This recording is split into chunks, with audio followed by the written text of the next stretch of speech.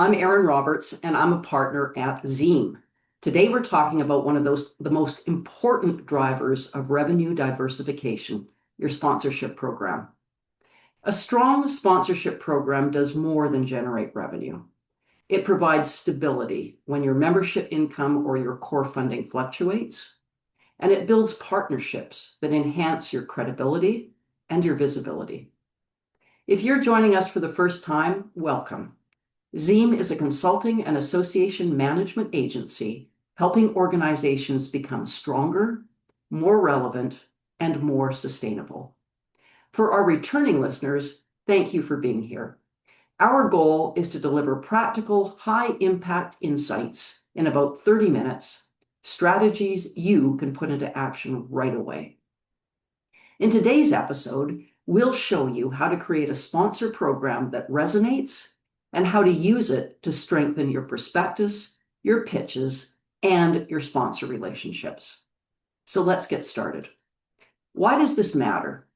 Well, it's difficult to survive on member dues or your core funding alone. It's just good, smart risk management to make sure that you have diversified revenue. And keep in mind, regardless of the environment in which you find yourself, and the current environment has its challenges for sure, sponsors have lots of opportunities. So we need to talk about how we can make ourselves distinguish ourselves from the competition, look really credible, look like a great partner to have, and look like the top of the heap. So that's really what we're going to be talking about today. We're going to start with talking about why sponsors sponsor, what's in it for them, why do they spend the money. We're going to talk about how to find them. This is critical. It's all very well to have a great pitch, but you need to know who you're pitching to. We'll talk about putting together your sponsor prospectus. We'll talk about building and maintaining your partnerships with sponsors. And I'm going to give you some tips to have a better prospectus and to have more success selling sponsorship.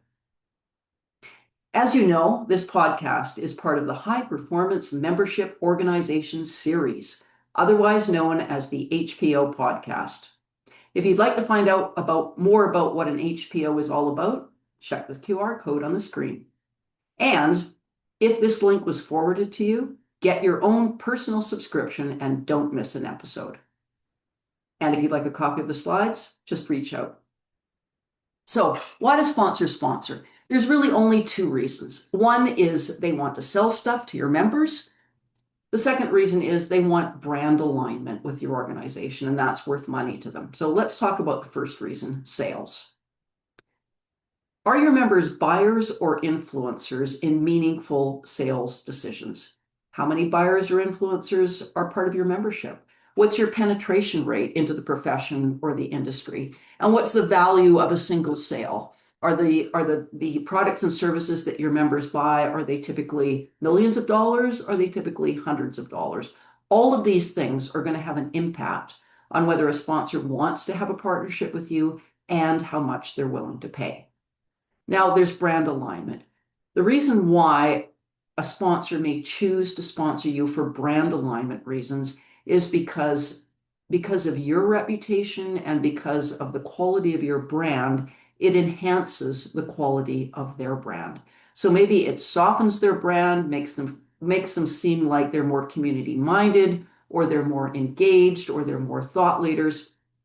Generally speaking, if someone's going to partner with you for brand alignment, it's probably because you've got a lot of members. It's possible if you have a small number of super influential members as well too, but keep in mind brand alignment is a lot about eyeballs. So what they're going to be wanting to know is how well known are you? Have they ever heard of you? What's your credibility? Do you have a role in the community? This will have an impact. Are you the voice of the sector? So again, those are the reasons why a sponsor might be interested in your organization. Now, what do you have to offer?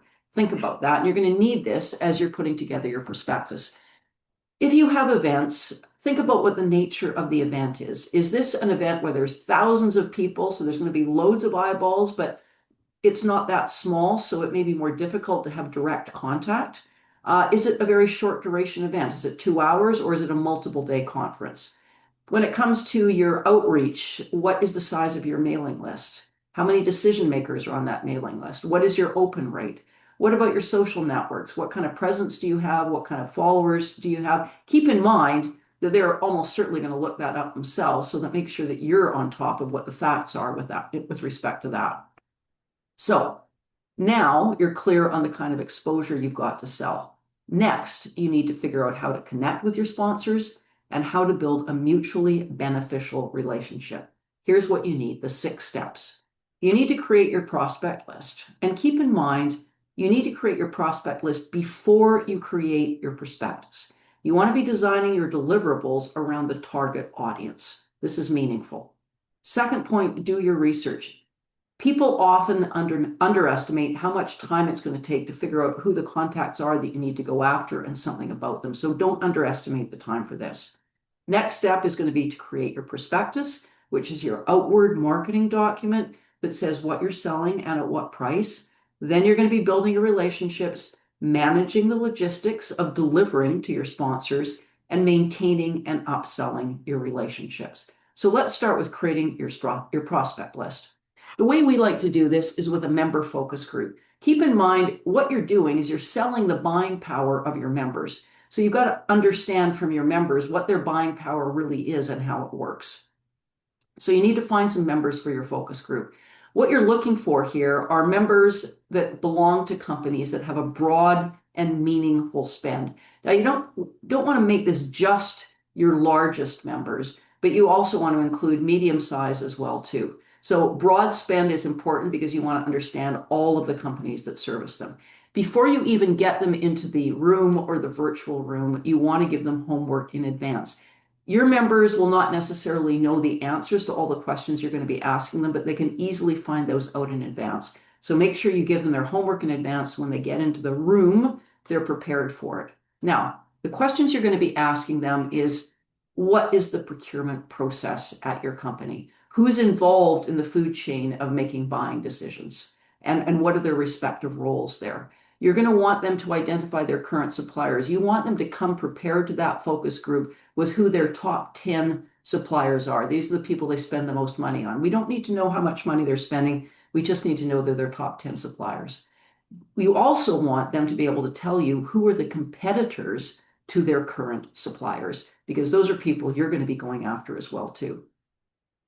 Now, in terms of your best bets for the prospect list, your best bets are going to include anyone who is supplying to your existing members because they're already there, they're making money from your members, they want to hold on to that business.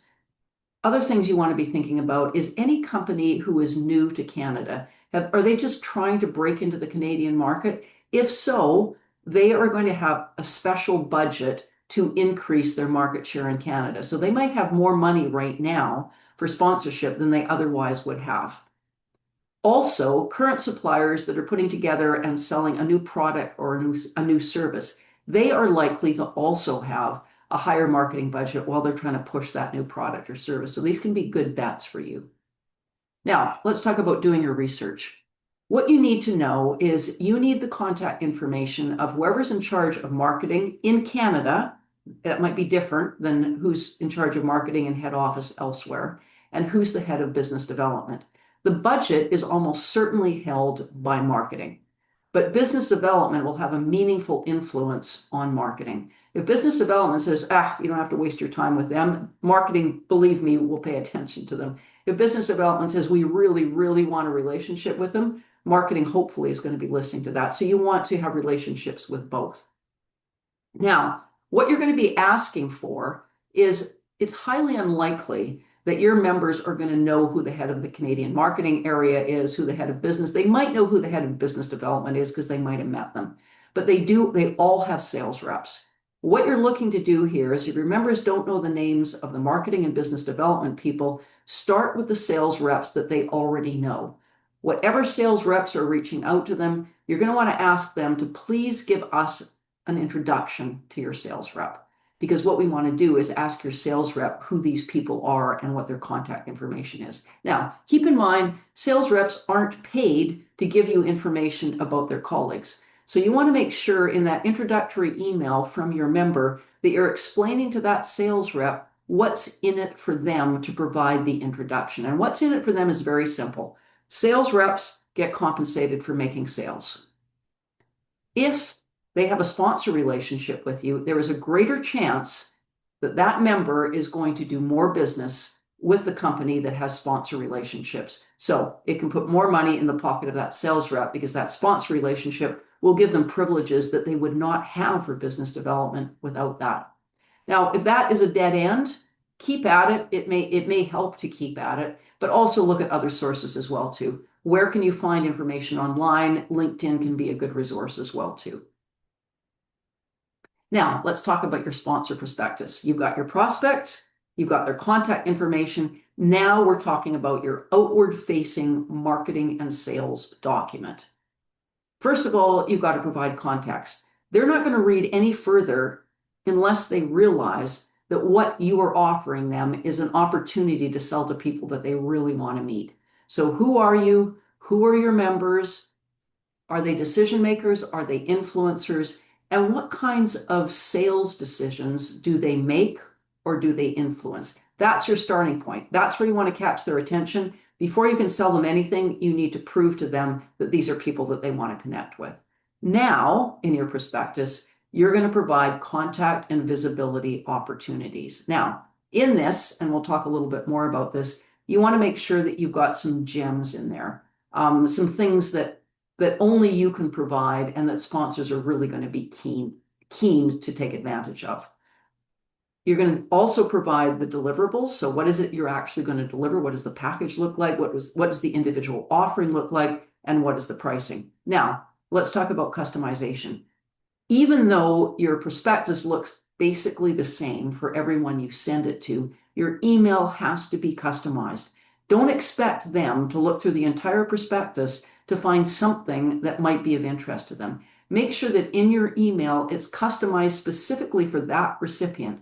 Draw attention to the options that are going to be best for them. I'd like to draw attention. I think these two options are going to be great for you. Here's a little bit of information in the email, so they don't necessarily have to go to the prospectus first. Also, from a customization perspective, be open to customizing a package specifically for them. So make sure that's right up front in your email. Here's the prospectus, some great packages in here and individual offerings, but we're happy to customize something specifically for you. Make sure they're clear on that.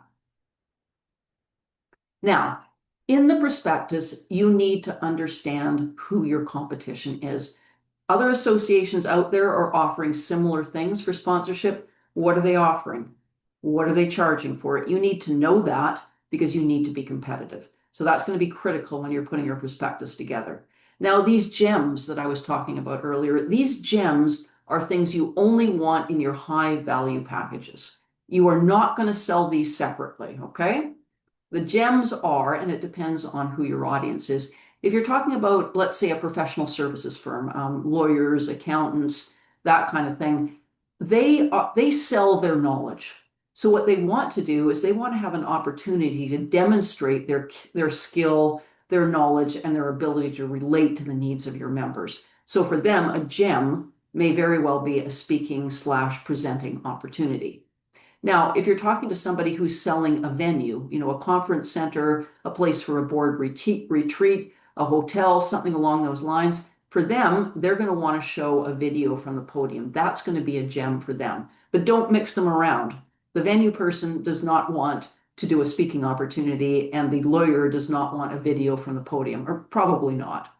Also keep in mind, another gem can be gems that are inherent in your knowledge products. Let's say that one of your offerings is you can sponsor our annual membership survey. You can sponsor our annual research project. Give them an opportunity to have their name on it, but also the gem can be they've got an opportunity to add a bespoke question in there, a question that they really want answered. It's going to have to be something that's relevant to your members as well, too, but give them an opportunity to have a say in the questions that are actually answered.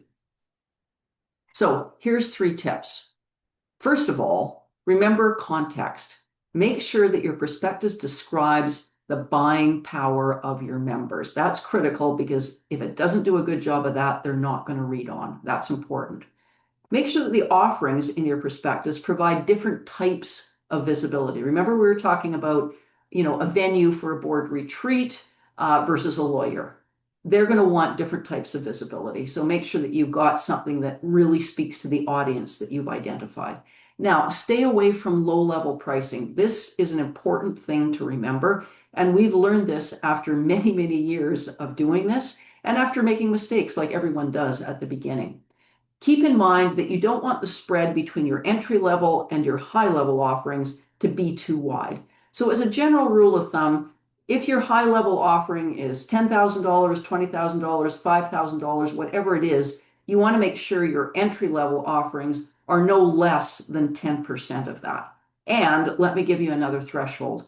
You don't want to be selling anything that costs less than about $1,000. Experience has told us that on average, every sale is going to cost you at least $1,000 of staff time for the marketing process, the sales process, delivering the sponsor deliverables, delivering the sponsor support. This is what we've learned from our experience. I won't break it down for you now, but if you're interested, ask me in the live Q&A and I'll break it down for you. Now let's talk about building the relationship. Let's keep in mind, whoever you assign to this, you want to make sure that they are a team member who enjoys sales and building relationships. You might look at a team member and go, wow, they'd be great at sales. And maybe they would be if they liked it, but if they don't, they simply won't do it. So give it to somebody who wants it, who's looking for this kind of an opportunity. Another thing to keep in mind, be very careful of commission compensation. I'm not saying don't use it, but commission compensation, you really have to think it through because the structure of the commission relationship will absolutely impact the way the sales get done and the outcome. And it may be a very negative impact. So be very careful about using commission compensation. In terms of building the relationship, you need to know what they need. What are they looking for? How do their sales usually work? What really helps with their sales? And you're looking to cultivate prospects with whom there is really a fit. You know, you might find somebody who's kind enough to answer your call and is kind enough to continue taking their calls, but be realistic. If you're spending time with someone with whom there's not a fit, you should be moving on to someone with whom there is a fit. Now let's talk about managing and maintaining the relationship. This is absolutely critical to keeping and upselling your sponsors. First of all, the internal stuff. You need to assign resources and accountability. So who's going to do this? Is it going to be Bob? Is Bob going to have accountability for this? Make sure Bob has KPIs.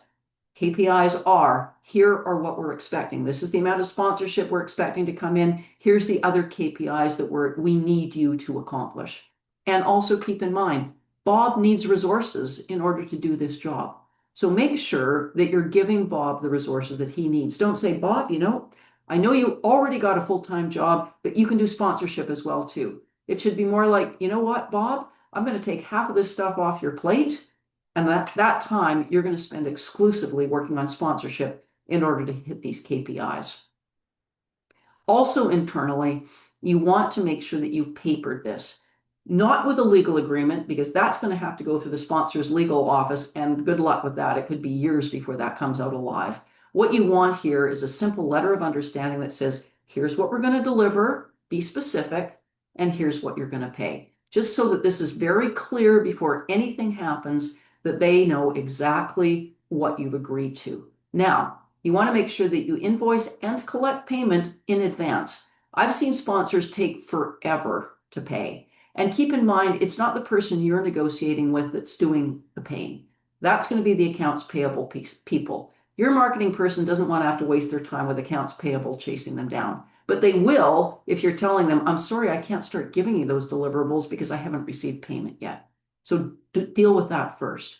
Also internally, make sure that everyone internally that has to be part of delivering the sponsor deliverables, they know what they need to do and by when. So if it's at an event, your event manager absolutely needs to be involved. They need to know what's expected from the sponsors at what time. They need to know all of that so that they can be part of that delivery. You're probably going to have your membership communications people. You're probably going to have digital media people involved. These are all people that are likely to be involved in the sponsor deliverables. So they need to know that this is a sponsor deliverable. It needs to be done by this time in this way, and this is the follow-up that's required. Make sure that Bob is ensuring that his colleagues are ensuring delivery. And finally, with your sponsor, touch base before the deliverable happens. If this is, a bespoke post on your social networks, if this is a bespoke email, if it's them having a booth at the trade show, talk to them ahead of time and give them some tips about how to get the maximum ROI. So many times I've seen people at a trade show, the marketing person has made sure that business development sent someone to be at that trade show booth, and they're sitting there reading something on their phone the whole time. They're not making contact. Make sure that you're giving them tips about how to do a good job in a booth. If they're going to be providing content for email or social channels, make sure you give them some ideas about content. How long should it be? What are the things they should focus on? Do they have a marketing department? Get the marketing department involved to actually help with that content. Give them some tips so that they've got a much better chance of a positive relationship, because that's going to enable you to renew them next time you're looking for their sponsorship. Number 6, touch base with the sponsor after the deliverables. If this was a bespoke communication, you want to make sure that they've got a copy of the communication. They know when it went out and what exactly was in the communication.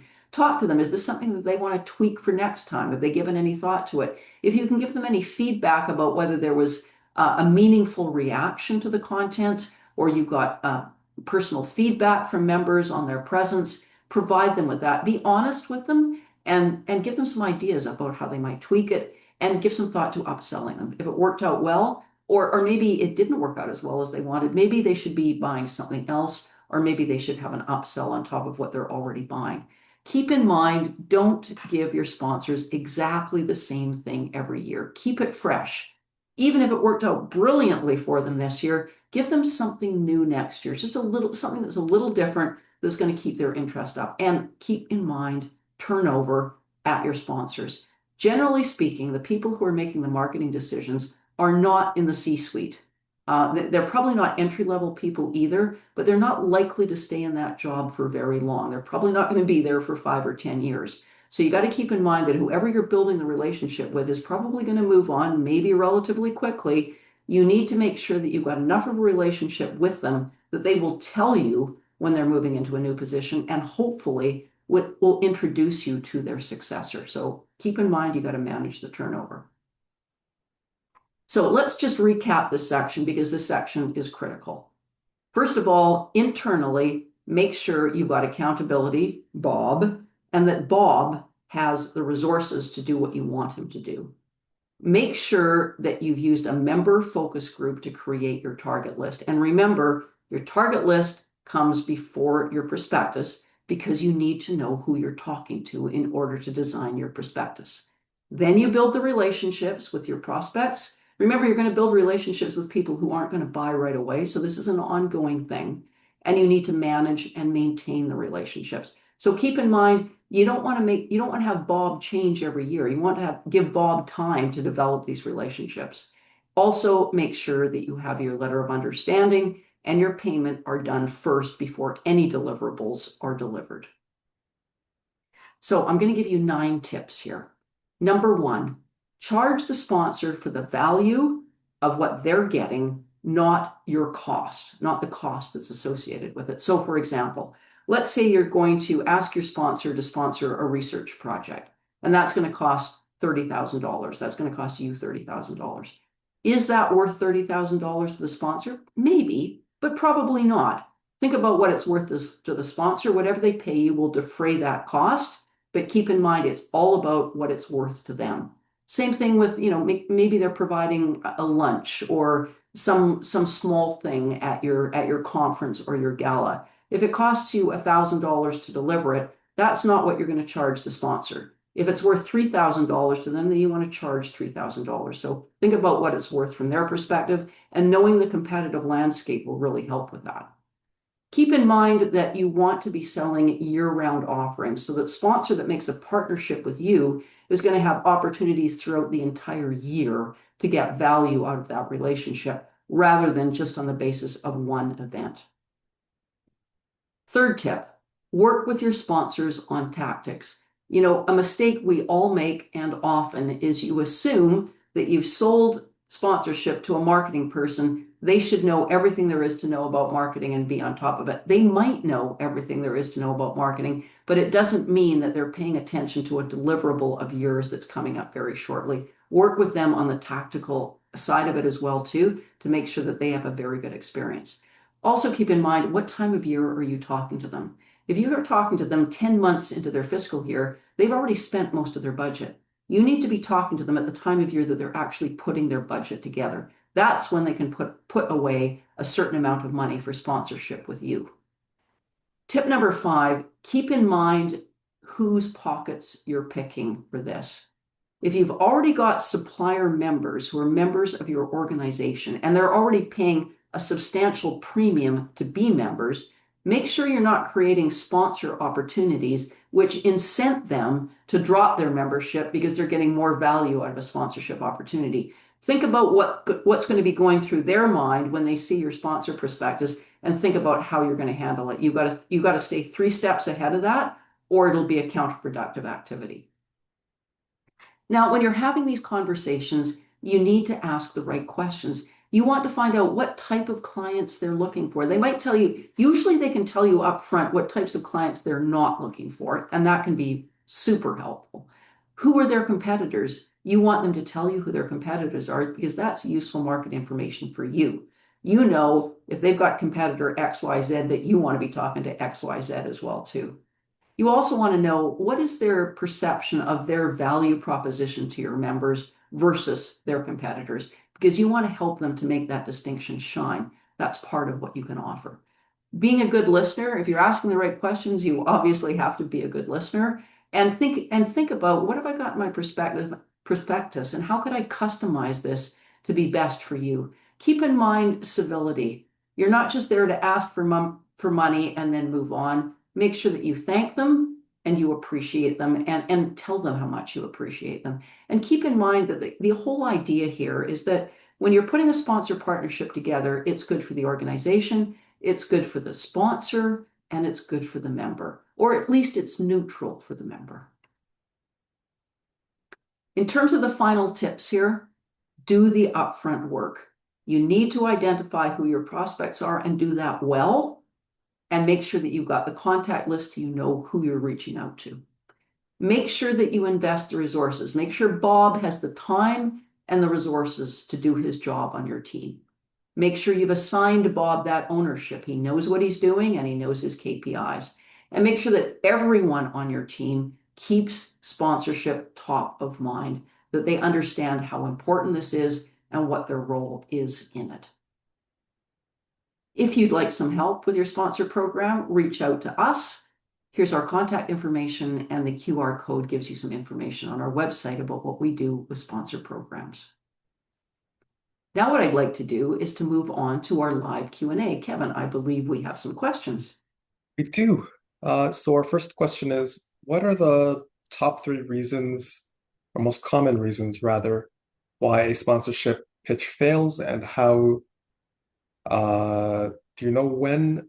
So how do you know what to adjust and how after they've declined?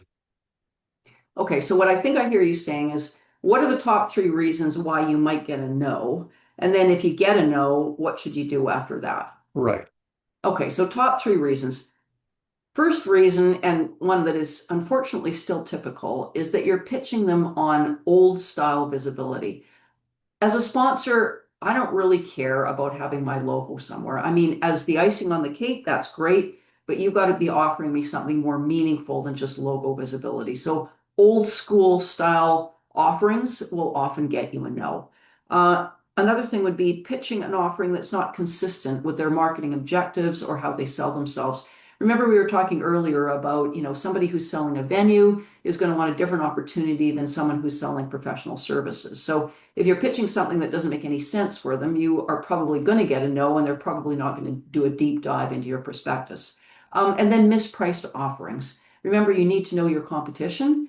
Make sure that you know what other organizations are offering out there and what they're charging. If you're charging way too much, you may very well get a no, but please keep in mind, getting the price right is really critical, because if you price it too low to begin with, you'll probably get lots of people wanting to sign up, but it's going to be really difficult to up the price. Once somebody's got in at a certain price, you go back to them the next year and go, you know what, we underpriced that by 30%.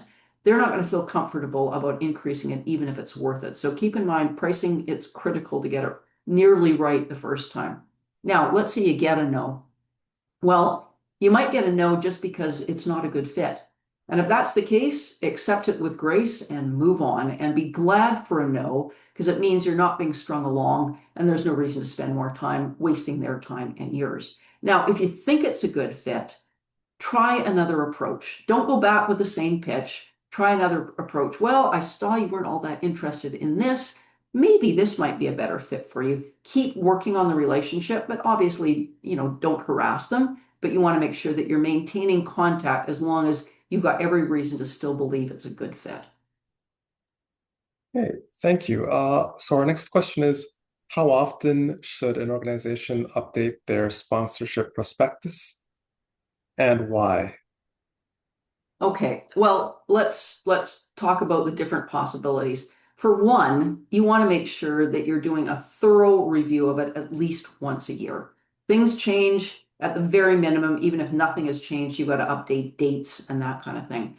Keep in mind updating context about your membership, maybe things have changed. So a full, thorough review of your prospectus once a year. Now, you also want to be reviewing it every single time you send it out to a prospect. Because you got to think about it from the perspective of their eyes. When they see this, what's it going to mean to them? Is there going to be something in there that if you tweaked it a little bit would make it look more appealing to them? Think about what you're going to be putting in your customized email, how that's going to connect back to your prospectus, and what you're sending to them right now. Now, in terms of what else you might think of in the prospectus, keep in mind new ideas. When you're talking to your sponsors, they might come up with an idea that gives you something that you want to put in your prospectus. Ask them anytime you're doing a review with them, is there something different we could offer? Is there something new that you think would be great? Is there something you've seen with another organization that you'd really like us to do? Okay, great ideas. So are there any sponsorship metrics that should be collected, and where, when, and how should these be communicated? Yes, absolutely. First of all, at a bare minimum, the metrics that you absolutely must have is your targets for your sponsors. How many sponsors do you want to have, and how much revenue do you want to be getting from your sponsors? You want to have metrics around what is your new sponsor attraction rate? What is your sponsor retention rate? What is the average tenure of your sponsors? Obviously, you want to keep them for as long as you possibly can. In terms of, communicating the metrics, you want to communicate these with every single staff member, and particularly the staff members that are going to be responsible for helping execute those sponsor deliverables. You want to make sure that your event manager is well aware of what they're delivering to sponsors and they know their accountability. Your member communications person, your digital media person, whoever is going to be helping deliver them has to be intimately involved in those metrics. All right, and our fourth question is, how do you see the current economic and political climate affecting sponsorship? Well, that's a good point, and it always does. Let's talk about the Canadian situation because that's where we are. Uh, in terms of the sectors that are going to be probably having more marketing dollars, think about defense, think about infrastructure. Housing is kind of a mixed bag. Defense and infrastructure, I think we can be fairly confident there's going to be more money going into those industries, and therefore there may be more money for marketing. So that's something to think about. Industries that are pulling back, anything related to car manufacturing. There's a reasonable chance that if you've got a car manufacturer, anyone who's involved in that supply chain, that they're going to be cutting back on their sponsorship. So all the more reason why you have to be super competitive with the ones that are cutting back their budget so that you rise to the top in terms of, who are they going to keep as a sponsor. Right, and Aaron, that looks like that was our last question. Thanks very much, Kevin. Let's talk about our next podcast. That's going to be on August 28th. And we're talking about what enables high performance organizations to recruit and engage the most productive volunteers. And Kevin's going to follow up with you to find out your feedback on this podcast and anything you'd like to see for future topics. See you there.